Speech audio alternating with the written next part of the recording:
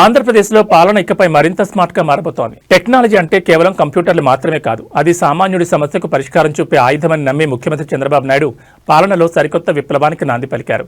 2026 సంవత్సరాన్ని technology driven decision making ఇయర్గా ప్రకటించారు. అమరావతిలోని క్యాంపు కార్యాలయంలో ఆర్టీజీఎస్పై వివిధ శాఖల అధికారులతో సీఎం సుదీర్ఘంగా సమీక్షించారు. ప్రభుత్వ సేవల్లో కృత్రిమ మేధ వినియోగాన్ని భారీగా పెంచాలని సీఎం ఆదేశించారు. ప్రజల నుంచి వచ్చే గ్రీవెన్స్లను కేవలం ఏఐ ద్వారా అత్యంత వేగంగా మరియు పారదర్శకంగా పరిష్కరించాలని స్పష్టం చేశారు. క్షేత్రస్థాయిలో పనిచేసే ఉద్యోగులు కాగితాల వేటలో పడకుండా టెక్నాలజీ ద్వారా వారి పనిభారాన్ని తగ్గించాలని సూచించారు.